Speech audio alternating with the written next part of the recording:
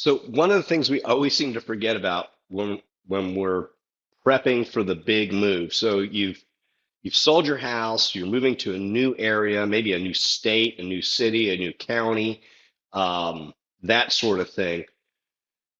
If you have pets, whether it's cat, dog, bird, we love our animals just like children, right? Sometimes more than our children. One of the things we forget about is getting the pets ready for the move. Moving is stressful for humans. Yeah, well, dogs and cats and animals, it's just as stressful, probably more, and we don't realize it.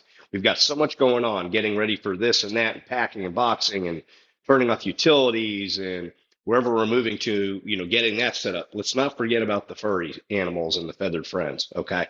So, Steve Gardner with EXP, Greater Daytona Beach, East Central Florida area. Subscribe to my channel if you like this content. So I'm going to go over some things that you can do.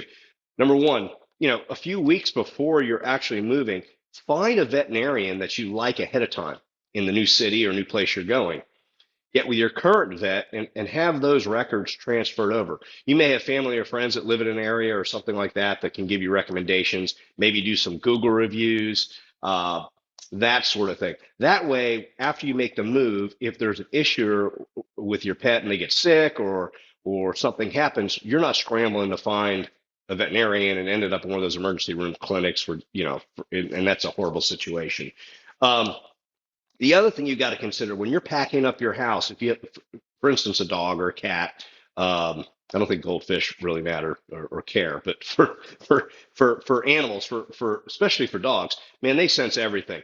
You may be better off, maybe if you have a friend or a family member, maybe for the time that the movers are in there for that day and a half, or even when you're packing, when you really get into it, maybe have the puppy or the cat stay with a friend or a relative that's nearby that they trust. They've stayed the night before if you're on a trip or something like that.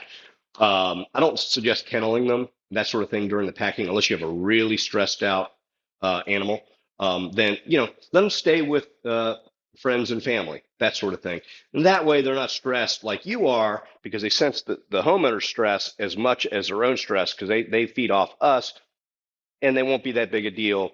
Everything's loaded in the truck. They can hop in your car. Now make sure you got a crate. That's, if you're going on a long move, some people like to ride with their animals, just sitting in the front seat with them. That's up to you. Crating an animal is probably better, especially if they're used to it. Crating an animal they like, you know, I had a dog that loved to go in his crate and sleep. So if crating up was not a problem. So that way, when the trip comes, they feel more comfortable. And then also, you got to consider now the stressful part is when you move in to the property, they're going to be moving with you into the house. So just keep that in mind. Keep lots of dog treats, toys, their favorite blanket, their favorite cushion, and that sort of thing. And, don't forget the pets on the big move. Okay. So anyway, I hope you enjoyed this little brief video on pets and moving.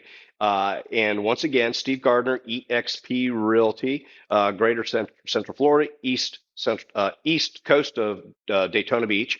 If you need anything, reach out to me, and of course, subscribe to my channel, and you'll get updated videos as I produce more content. Until next time, take care. Bye bye.